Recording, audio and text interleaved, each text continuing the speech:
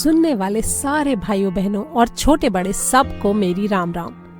आज मैं आपके लिए लेकर आई हूँ संक्रांति से जुड़ी कुछ मजेदार बातें। कहते हैं कि संक्रांति के दिन 360 नेकचार किए जाते हैं। आज मैं संक्रांति के मुख्य नेकचारों के बारे में आपको बताऊंगी।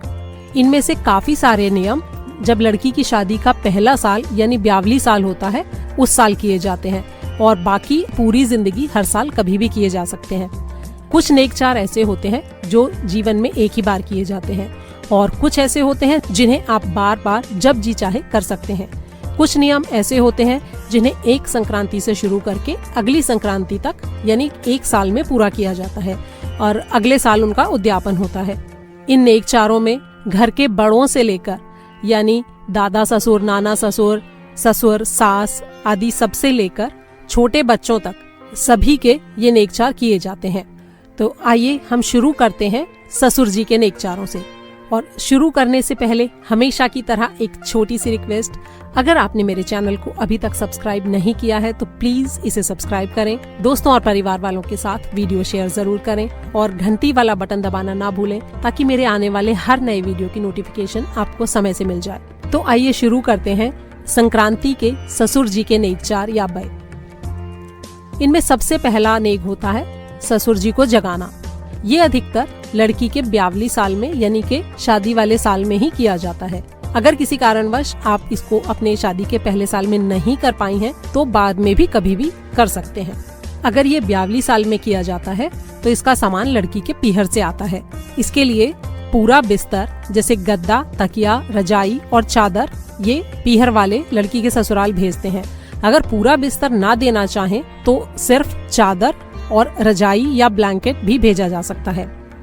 संक्रांति वाले दिन सुबह बहू वो चादर ससुर जी के बिस्तर पर बिछा देती है और वो उस नए कंबल या रजाई को ओढ़कर सो जाते हैं। उसके बाद एक सूखा नारियल या गोला लेकर बहू पलंग के चारों कोनों पर उससे ठक ठक की आवाज करती है।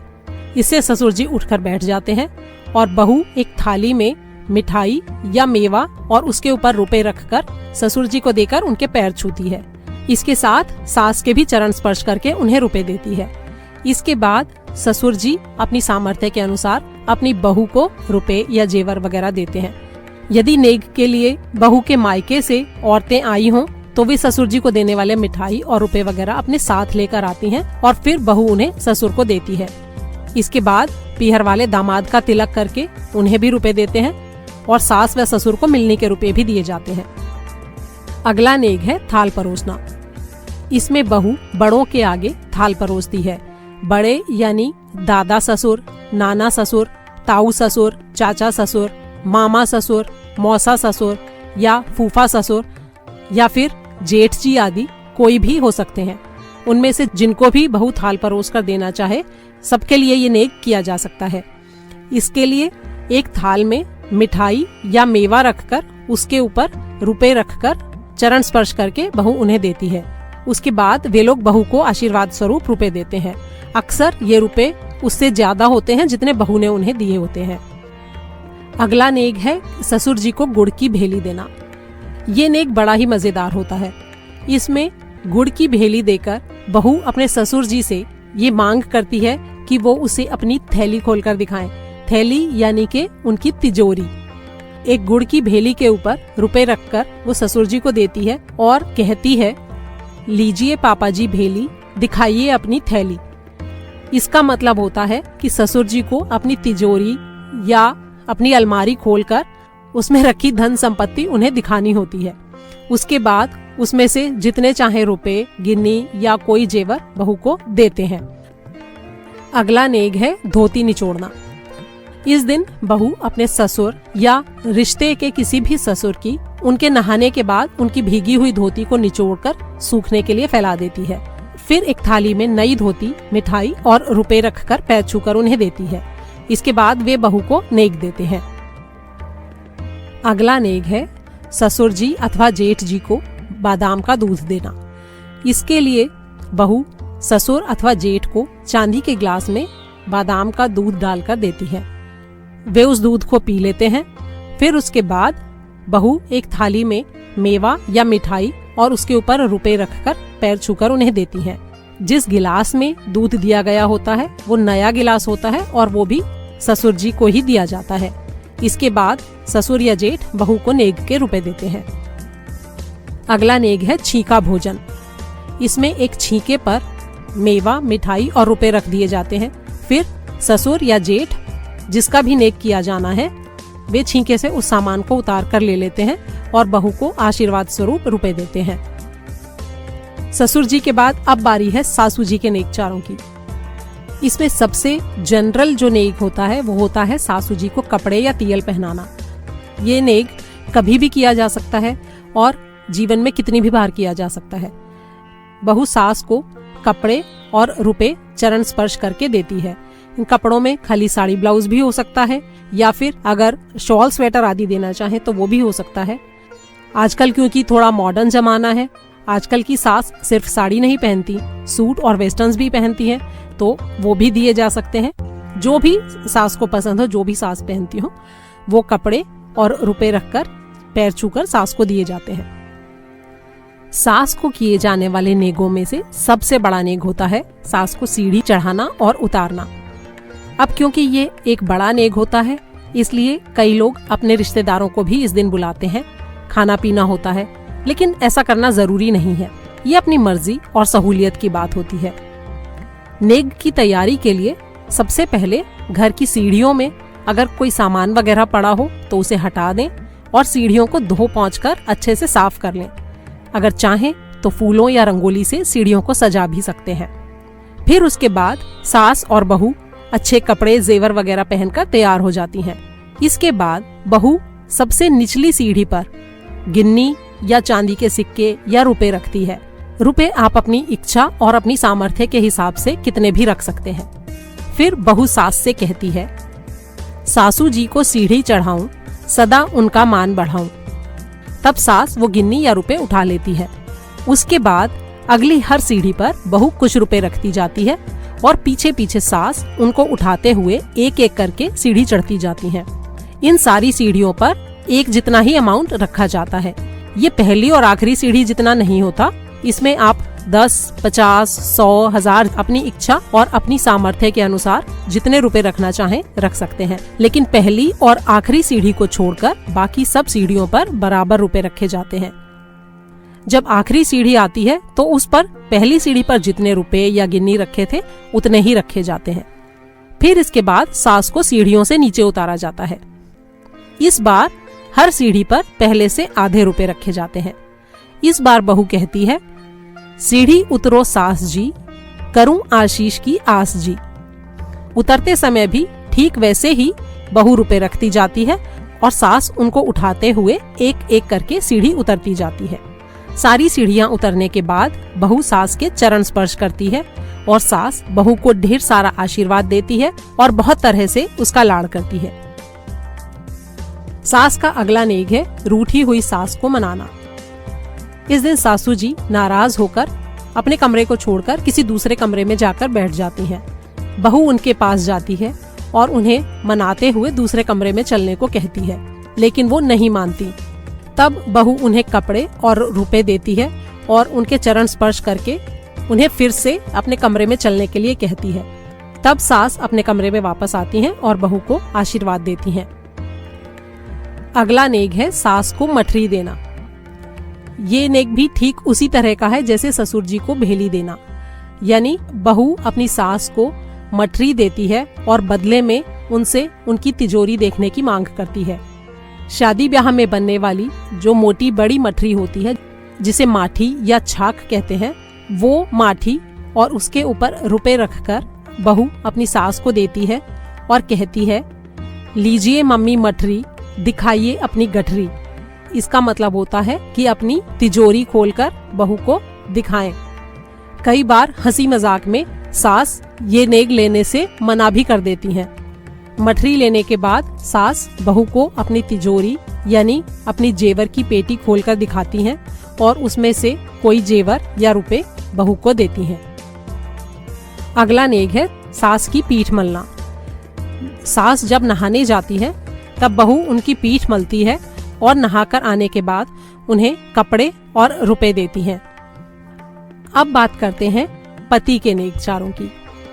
जी हाँ, संक्रांति के दिन पत्नी अपने पति के भी बहुत सारे नेक कर सकती है। पहला नेक है पति को पान खिलाना। इसमें पति को मीठा पान खिलाकर पत्नी कहती है, लो सैया जी पान, सदा रखना हमारा मान। अगला नेक है पति को छुहारे देना। एक प्लेट में छुहारे रखकर पत्नी पति को देती है और कहती है, लो सैया जी छुहारे, सदा रहना हमारे। अगला नेक है पति को नारियल और किशमिश देना।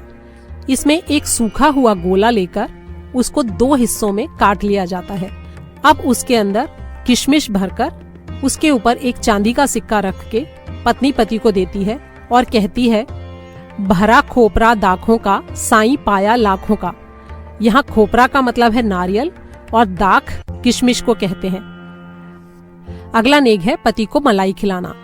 इसमें पत्नी एक चांदी की कटोरी में मलाई या रबड़ी भरकर पति को खिलाती है और उसके बाद उसकी पसंद के कपड़े उसे देती है। अगला नेक है पति के पैर धोना।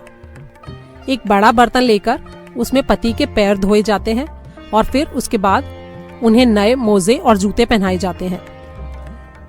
अब बात करते हैं घर के बाकी सदस्यों के नेकचारों की। जेठ को भेंट, जेठानी को उपला। इसमें एक थाली में मिठाई और रुपए रखकर जेठ जी को दिए जाते हैं और घेवर और उसके ऊपर रुपए रखकर जेठानी को देकर उनके चरण स्पर्श करते हैं। अगला नेक है देवर को बादाम देना। इसमें एक प्लेट में बादाम रखकर भाभी देवर को देती है और कहती है, लो देवर जी बादाम, बनो हमारे गुलाम। घर में देवरानी के आ जाने के बाद भाभी दोनों का एक साथ नेक भी कर सकती है। इसे कहते हैं देवर को घेवर, देवरानी को चूड़ी। इसमें एक घेवर पर रुपए रखकर देवर को दिया जाता है और देवरानी को एक साड़ी और अपनी सामर्थ्य के अनुसार सोने या कांच की चूड़ी देकर आशीर्वाद देते हैं। ननद के नेक। यदि ननद छोटी हो तो उसके लिए उसकी पसंद के कपड़े बनवाकर भाभी उसे वो कपड़े देती है और साथ में बताशे देती है और कहती है, लो ननदिया बताशे, दिखाओ अपने तमाशे। यदि ननद बड़ी हो या ब्याही हुई हो तो उनके लिए नेक किया जाता है जिसका नाम है आवल चावल खूंटी चीर। इसमें चावल की रसोई बनाई जाती है और ननद को भोजन करवाते हैं। उसके बाद भाभी एक खूंटी पर उनके लिए लाए हुए कपड़े, जिसमें साड़ी, सूट, वेस्टर्न कुछ भी हो सकता है, उन्हें एक खूंटी पर टांग देती है। फिर ननद से कहती है, आवल चावल खूंटी चीर, दिखाओ बाई जी अपना बीर। बीर यानी भाई। तब ननद अपने भाई को हाथ पकड़कर ले आती है और भाभी को उसे दिखा देती है। इसके बाद वो खूंटी से कपड़े उतार लेती है और भाभी को कहती है, जी में चावल ओढ़ा चीर, देखो भाभी मेरा बीर। उसके बाद भाभी उनके चरण स्पर्श कर उन्हें रुपए देती है। ननद को बिंदी देना। ये विवाहिता ननद को बिंदी देने का नेक है। इसमें ननद को पूरे साल भर के लिए रोज की एक बिंदी के हिसाब से पूरे साल का स्टॉक दिया जाता है और उसके साथ एक गोल्ड या डायमंड की बिंदी देते हैं और पैर छूकर रुपए देते हैं। नंदोई का झोला भरना। इसमें नंदोई के घर जाकर गीत गाते हैं और अपनी सामर्थ्य के अनुसार उन्हें कपड़े, दुशाला आदि भेंट करते हैं। उसके बाद मेवा, मिठाई और तिलक करके नारियल और रुपए देते हैं। अगला नेक है जेब भरना। कुंवारी नंदों, जेठ की बेटियों या ननद की बेटियों के लिए ये नेक किया जाता है। उन्हें एक जगह बैठाकर उनकी जेब में मेवा भर दी जाती है। इसमें मेवा की जगह चॉकलेट वगैरह या उनकी पसंद की कोई और चीज भी ली जा सकती है। उसके बाद उन्हें रुपए देते हैं। छोटी लड़कियों का अगला नेक होता है पस्सा भरना। ये नेक भी जेठ या ननद की बेटियों या कुंवारी नंदों का किया जाता है। इसमें एक थैली में सिक्के भरकर ननद या भांजी को उसमें से पस्सा भरकर निकालने के लिए कहते हैं। पस्सा यानी दोनों हाथों की अंजलि बनाकर उससे वो जितने ज्यादा से ज्यादा उसमें से भरकर निकाल सके उतने सिक्के वो निकाल लेती है। इसके बाद बोलते हैं, भर पस ननद हंस। फिर उसके बाद उसके ऊपर जितने चाहे रुपए रखकर वो सिक्के और रुपए दोनों उसे दे दिए जाते हैं। सिक्कों की जगह ये नेक मेवा या टॉफी से भी किया जा सकता है। अगला नेग है जेठूतों को जलेबी देना। जेठूता यानी जेठ का बेटा। जेठ के जितने भी बेटे हों उन सबका ये नेग किया जाता है। इसमें एक प्लेट में 4 जलेबी और उसके ऊपर एक कटोरी में दही रखते हैं और साथ में रुपए रखकर जेठ के बेटे को देते हैं और बोलते हैं 4 जलेबी ऊपर दही, जेठ का बेटा चाची कही। अगला नेग है 2 गढ़ लाना। यदि किसी के पहला पुत्र हुआ हो तो उसके बाद पड़ने वाली संक्रांति के दिन ये नेग किया जाता है और ये सिर्फ पहले पुत्र में ही होता है।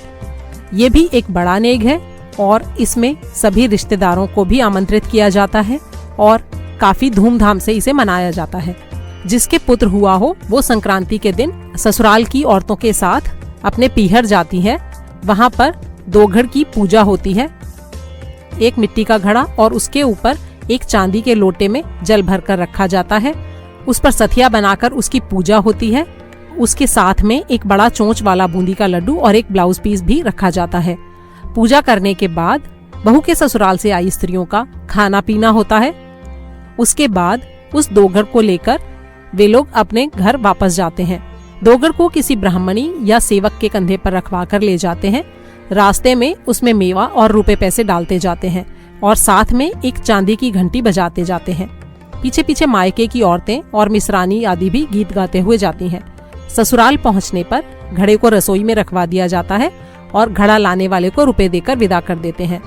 लड़की की माँ दामाद को तिलक करके उसे नारियल और रुपए देती है। अब हम बात करते हैं उन नेक चारों की जो एक संक्रांति से शुरू करके 1 साल तक किए जाते हैं और फिर अगली संक्रांति पर उनका उद्यापन होता है। इसमें पहला नियम है घाट पाट सींचना। किसी भी 1 साल की संक्रांति से शुरू करके इसे पूरे साल तक किया जाता है। इसमें अपने घर के बाहर थोड़ा सा गोबर रखकर उस पर जल का छींटा देकर रोली की 7 बिंदी लगाकर चावल चढ़ाते हैं। उसके बाद उस ढेरी के आगे जल से सींचते हैं और बोलते हैं सींचूंगी घाट पाट पाऊंगी राजपाट। इसे रोज सुबह किया जाता है। अगर रोज करना संभव ना हो तो हर महीने में आने वाली संक्रांति के दिन एक ही बार आप 31 जगह पूरे 1 माह का सींच सकते हैं। इसी प्रकार 12 महीने तक ये पूजा की जाती है। अगली बड़ी संक्रांति आने पर इसका उद्यापन होता है। उसके लिए एक चांदी का लोटा, एक साड़ी और उसके ऊपर रुपए रखकर हाथ फेर कर सास को देते हैं। अगला नेग है चिड़िया मुट्ठी। चिड़िया मुट्ठी देने का नियम भी बड़ी संक्रांति से ही शुरू किया जाता है। 12 महीने तक हर रोज 1-1 मुट्ठी बाजरा चिड़ियों को दिया जाता है। कई जगह पर मान्यता है कि चिड़िया मुट्ठी में 1-1 मुट्ठी चावल चिड़ियों को दिया जाता है, लेकिन चावल से चिड़िया का गर्भ गिर जाता है, इसलिए चिड़िया को चावल कभी नहीं देना चाहिए क्योंकि इससे पुण्य की जगह दोष लगता है। चिड़ियों को हमेशा बाजरा ही देना चाहिए। 12 महीने तक 1-1 मुट्ठी बाजरा रोज चिड़ियों को देते हैं। अगर रोज देना संभव ना हो तो हर महीने में एक संक्रांति आती है, उस दिन 31 मुट्ठी बाजरा एक ही बार में दिया जा सकता है। जब 12 महीने पूरे हो जाएं, तो बड़ी यानी मकर संक्रांति के दिन इसका उद्यापन होता है। उद्यापन में एक चांदी की चिड़िया, 1.25 किलो चावल और रुपए रखकर उन पर हाथ फेरकर सास के पैर छूकर उन्हें देते हैं। कोठी मुट्ठी। कोठी मुट्ठी का नियम भी बड़ी मकर संक्रांति से ही लिया जाता है। एक बर्तन में चावल भरकर रख लेते हैं और उसमें से हर दिन 1-1 मुट्ठी चावल निकालते जाते हैं। इन चावलों को हर रोज या हर महीने जैसा भी आपको सुविधा हो ब्राह्मण को दे देते हैं। चिड़िया मुट्ठी की ही तरह हर महीने में आने वाली संक्रांति के दिन इकट्ठे 31 मुट्ठी चावल दे सकते हैं। इसके बाद 1 साल पूरा हो जाने पर मकर संक्रांति के दिन इसका उद्यापन होता है। उद्यापन के लिए एक बड़े बर्तन में चावल और रुपए रखकर उस पर हाथ फेर के सास को पैर छूकर दिए जाते हैं। साल भर तक ब्राह्मण या ब्राह्मणी को भोजन कराना। संक्रांति के दिन से शुरू करके 12 महीने तक रोज किसी ब्राह्मण या ब्राह्मणी को भोजन कराया जाता है। इसमें चाहे आप घर बुलाकर उन्हें खाना खिला सकते हैं या उन्हें हर हफ्ते या हर महीने एक समय के खाने के सामान का राशन भी दे सकते हैं। अगली संक्रांति के दिन अपने घर बुलाकर भोजन कराया जाता है और खाना खाने के बर्तन यानी प्लेट, कटोरियाँ, गिलास, चम्मच और साड़ी ब्लाउज और दक्षिणा देकर विदा करते हैं। साल भर तक ब्राह्मण को चाय पिलाना, ये भी ठीक खाना खिलाने के ही तरह है। एक संक्रांति से शुरू करके पूरे एक साल तक ब्राह्मण या ब्राह्मणी को चाय पिलाने का सामान दिया जाता है। इसके लिए आप उन्हें हर महीने का एक व्यक्ति के हिसाब से चाय पत्ती, चीनी, दूध और नाश्ते के लिए रुपए दे सकते हैं। अगली संक्रांति आने पर घर बुलाकर चाय नाश्ता करवा के चाय बनाने के और चाय पीने के बर्तन यानी एक भिगोना, उसे ढकने के लिए प्लेट, चाय छानने की छलनी, गिलास, कटोरी, नाश्ते के लिए प्लेट और चम्मच, ये बर्तन, कपड़े और दक्षिणा देकर उन्हें विदा करते हैं। 100 सेरी का नियम, बड़ी संक्रांति से 100 सेरी का नियम लिया जाता है। इसमें हर वस्तु 1 सेर यानी 1 किलो देने का नियम होता है। 100 चीजें 1-1 किलो दी जाती हैं। अपनी इच्छा से आप कोई भी तरह का सामान इसमें दे सकते हैं, जैसे दाल, मसाले, फल, मिठाई, कोई भी खाने की चीज वगैरह आप इसमें दे सकते हैं। इसे 1 साल में पूरा करना जरूरी नहीं होता, इसे आप 2-5 सालों तक कभी भी पूरा कर सकते हैं। इसमें सबसे पहली चीज जो दी जाती है वो होता है सूखे नारियल। 1 किलो सूखे नारियल से ही इसकी शुरुआत की जाती है और उन्हें संक्रांति के दिन ही दिया जाता है। उसके बाद फिर आप कभी भी कोई भी सामान अपनी इच्छा और अपनी सामर्थ्य के अनुसार दे सकते हैं। इसमें अगर आप कोई सोने या चांदी की चीज देना चाहें तो उसका तरीका होता है कि जो भी चीज आप देना चाहें, चांदी की चीज को चावल के अंदर रख कर दिया जाता है। 1 किलो चावल लें और उसमें अपनी सामर्थ्य के अनुसार जो भी चांदी का सामान आप देना चाहते हैं वो उसके साथ रखकर उसे दे दें, ताकि 1 किलो का नियम भी पूरा हो जाए और आपकी जेब पर अतिरिक्त भार भी ना पड़े। इसी तरह सोने की चीज के लिए आप 1 किलो चने की दाल लें और उसमें जो भी चीज आप सोने की देना चाहें वो उसे रखकर दे दें। 100 सेरी की ही तरह हजारा का नियम भी संक्रांति से ही लिया जाता है। इसे भी 1 साल के भीतर पूरा करना जरूरी नहीं होता। इसे आप संक्रांति के दिन से शुरू करें और फिर जितने समय में आपकी इच्छा हो इसे आप पूरा कर सकते हैं। इसमें हर चीज जोड़े से दी जाती है। हजारा यानी कि 1000 चीजें, आपको कुल मिलाकर 1000 चीज देनी होती है। 500 तरह की चीजें होती हैं इसमें और हर चीज आप 2-2 देते हैं, जैसे 2 साड़ी, 2 ब्लाउज, 2 स्वेटर, 2 चादर, 2 थाली, 2 भिगोने, इस तरह से इसमें सामान दिया जाता है। अब क्योंकि इतनी सारी चीजों को याद रखना संभव नहीं होता, इसलिए आप जो भी चीज देते जाएं उसे नोट करते जाएं जब तक ये पूरा ना हो। अब बात करते हैं ब्राह्मणियों के नेक की। ब्राह्मणियों के लिए भी संक्रांति के दिन बहुत से नेकचारों का प्रावधान है, जैसे ब्राह्मणी के सर में तेल लगाना, उसके हाथों में मेहंदी लगाना, ब्राह्मणी के पैर धोना, उसे नहलाना वगैरह। अगर आप ब्राह्मणी के सर में तेल लगाने का नेक करना चाहते हैं तो इसके लिए उसे संक्रांति के दिन घर पर बुलाकर उसके सर में तेल लगाएं और उसे बाल बनाने का सारा सामान यानी तेल की शीशी, कंघा, शीशा, सिंदूर और उसके साथ एक मांग टीका और दक्षिणा दें। यदि सोने का ना देना चाहें तो चांदी का या मेटल का भी दे सकते हैं, लेकिन ये देना जरूरी होता है। मेहंदी के नेक के लिए ब्राह्मणी के हाथों में मेहंदी लगाकर उसे अंगूठी और रुपए दिए जाते हैं। इसके बाद होता है पैर धोने का नेक। ब्राह्मणी के पैर धोकर उसे पाजेब और बिछुए पहनाए जाते हैं और फिर रुपए दिए जाते हैं। नहलाने के नेक के लिए ब्राह्मणी को संक्रांति के दिन घर बुलाते हैं और उसे स्नान करवाया जाता है। उसके बाद उसे बाल्टी, मग, साबुन और साड़ी, ब्लाउज, पेटीकोट, रुमाल, तौलिया, ये सब कपड़े दिए जाते हैं और फिर पैर छूकर दक्षिणा दी जाती है। अगला नेक है भगवान के पट खुलवाना। इसमें किसी भी मंदिर में भगवान के लिए एक पर्दा बनाकर संक्रांति से पहले दिन भिजवा दिया जाता है। पुजारी वो पर्दा भगवान की मूर्ति के आगे टांग देता है और संक्रांति वाले दिन सुबह मंदिर में जाकर पुजारी से वो पर्दा हटवा दिया जाता है और एक थाली में मिठाई और रुपए रखकर भगवान को अर्पण किए जाते हैं। अगला नेक है गाय को सहेली बनाना। इसमें गौ माता को अपनी सहेली बनाया जाता है। इसके लिए एक साड़ी या कंबल, 5-7 किलो गुड़ और तिल या तिल से बनी गज्जक या रेवड़ी, और पानी की घंटी लेकर गौशाला में जाते हैं। वहां पर गाय को कंबल या साड़ी उड़ा देते हैं और गुड़ और तिल उन्हें खाने को देते हैं। फिर गाय को टीका करके उसके पांव पर थोड़ा जल चढ़ाते हैं और गौ माता की गर्दन में हाथ डालकर उससे गले मिलकर उसके कान में कहते हैं, हे गौ माता, आज से हम दोनों सहेलियां हुई। जब मैं परलोक यात्रा पर जाऊं तो कृपया वैतरणी नदी पार करने में मेरी सहायता करना। अगला नेग है पीहर में जमादारनी से झाड़ू लगवाना। ऐसा माना जाता है कि इस नेग को करने से पीहर में सुख संपत्ति बढ़ती है।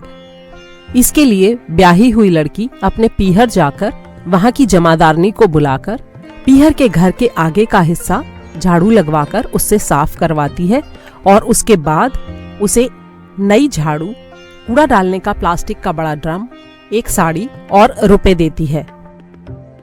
एक और नेग होता है जिसमें भगवान से ये प्रार्थना की जाती है कि वो हमें कभी भी नाली का कीड़ा ना बनाए। ऐसा माना जाता है कि मनुष्य को 84 लाख योनियों में जन्म लेना पड़ता है।